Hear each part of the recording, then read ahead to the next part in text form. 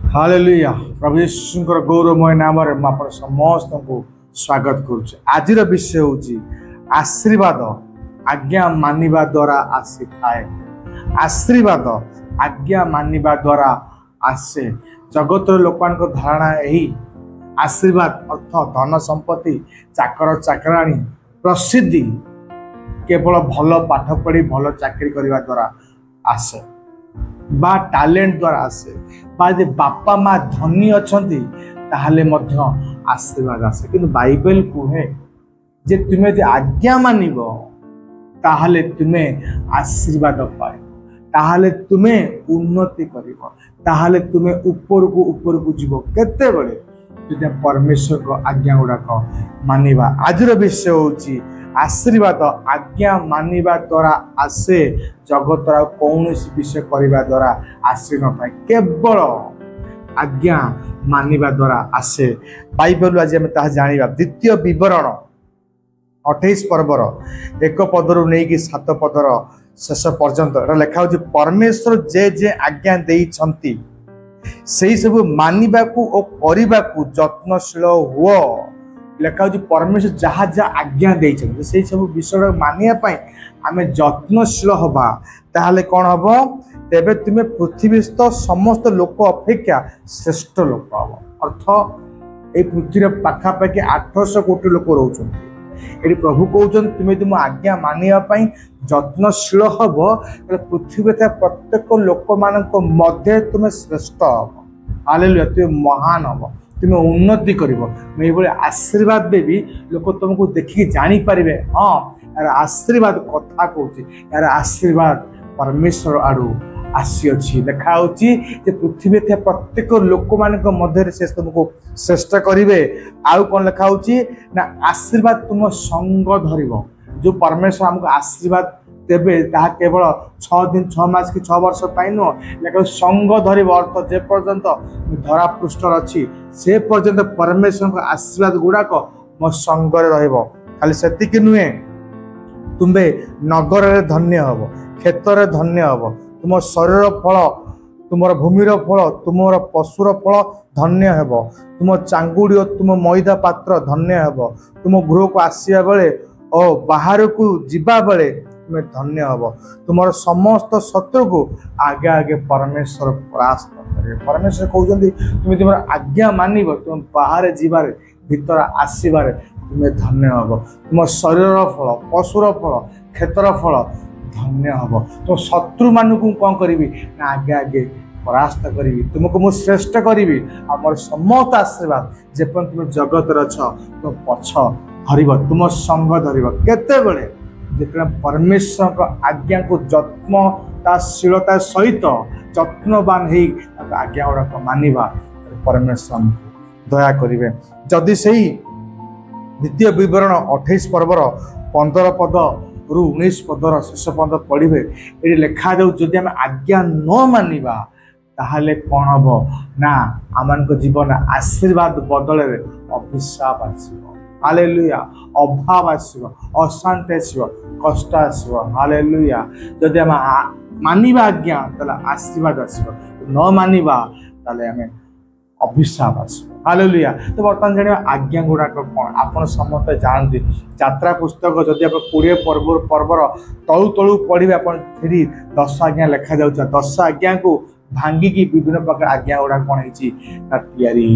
तो मन प्रश्न उठे 10 आज्ञा को आम मानिबा केमती परमेश्वर आज्ञा गुड़ा को मानिबा केमती मानिबा द्वारा तो आम जीवन आशीर्वाद आसो। आज मुझे कहबी आम केमिति कौन करी आम आज्ञा गुड़ा को मानिबा जहाँ द्वारा आम जीवन रे आशीर्वाद आसो। यदि गालातिया पुस्तक 5 पर्वर 13 पद आउ 14 पद पढ़ा। गालातिया पुस्तक 5 पर्वर 13 पद आउ 14 पद एटा बहुत सुंदर लिखा हो प्रेम रे परस्पर दास हुओ। कौन दास हु प्रेम रे जब आप होटेल को जीवे देखिए सेठी किसी लोक थे आपन को सर्विस जोगे देवाई वेटर कही था साधारण भाषा दास बा चाकर कही तार काम कौन सी आप खाद्य आ पानीय जोगे दो ता काम होची सैया कहीं ना से दास अटे से वेटर अटे से चाकर अटे तेरी वाक्य कहूँ गालातिया पुस्तक 5 पर्व 13 पद 14 पद प्रेम रे परस्पर दास अर्थ आम मैंने दास अटू कौन पाई ना एक आरेक को प्रेम दबा परस्पर पर को प्रेम करने हालेलुया आम दास अटू जदि हम परस्पर को प्रेम करुचे ताले कौन होउची आमे लिखा जाउची कारण समस्त व्यवस्था यही गोटे वाक्य सिद्ध हुए जे तुम्हें अपना प्रतिवासी के आत्मतुल्य प्रेम कर जदि मु प्रेम करुची ताले कौन होउची ना परमेश्वर को आज्ञा जेते भी अच्छी ये प्रेम शब्द रे ही पूर्ण होता है यदि मु प्रेम करुची ताले परमेश्वर समस्त आज्ञा कौन होता है ये प्रेम सकाशे कौन होता है ना पूर्ण होता है से प्रभु यीशु आम निमंते क्रूसर मरिकी प्रकृत प्रेमर अर्थ कौन देखी गले जदि आम प्रभु यीशु भली परस्पर को प्रेम करुचे ताहले व्यवस्थार समस्त आज्ञा गुड़ाक पालन करुचे आज्ञा पालन करुचे आम जीवन में परमेश्वर कही आशीर्वाद आम जीवन में संग धर आम सहित सहित आम जेपद धरापृष्ठ अच्छे से आम संगे संगे चलो हालेलुया जब हम प्रेम करुचे ताले व्यवस्था को आम पूर्ण करवा वाक्य कहे जे तुम्हें अपना प्रतिवासी की आत्मतुल्य प्रेम कर जब प्रेम करुची पूरा व्यवस्था को कौन करुची ना पालन करुची तो प्रेम कौन टी आम जाना प्रथम कोरिन्थियो 13 पर्वर 4 पद रू नहीं 7 पदर शेष पर्यंत लिखा जाऊँ प्रेम दीर्घ सहिष्णु अटे प्रेम हितजनक अटे प्रेम ईर्षा करे ना प्रेम आत्मा बढ़िमा करे ना प्रेम अहंकार करे ना प्रेम अनुचित व्यवहार करे ना प्रेम स्वार्थ चेष्टा करे ना प्रेम विरक्त हुए ना प्रेम अपकार स्मरण रे रखे ना हालेलुया यह प्रेम अटे यही सब विषय गुड़ा मु कौन करुच्ची परस्पर प्रति आदान प्रदान कर एक आरेक को आम प्रकाश करुचे प्रेम करुचे प्रेम करुचे कौन हो आज्ञा गुड़ाक पालन करुचे ईश्वर आम को आशीर्वाद कर हालेलुया किंतु प्रेम करवा बहुत कष्ट प्रेम करवा बहुत कष्ट किंतु परमेश्वर को द्वारा सब विषय संभव अटे परमेश्वर को द्वारा सब विषय अति सहज अटे केमिति जदि आम बाइबल पढ़ा 2 कोरिन्थियो 5 पर्वर 14 पद 2 कोरिन्थियो 5 पर्वर 14 पद एटा लिखा जाउची ख्रीष्टंक प्रेम आंभ मानू बसरे रखी चलाऊ अच्छे हालेलुया किए चलाऊ अच्छी ना ख्रीष्टंक प्रेम कौन करुच्ची ना आमको बसरे रखिकी चलाऊ अच्छी अर्थ एक आरेक को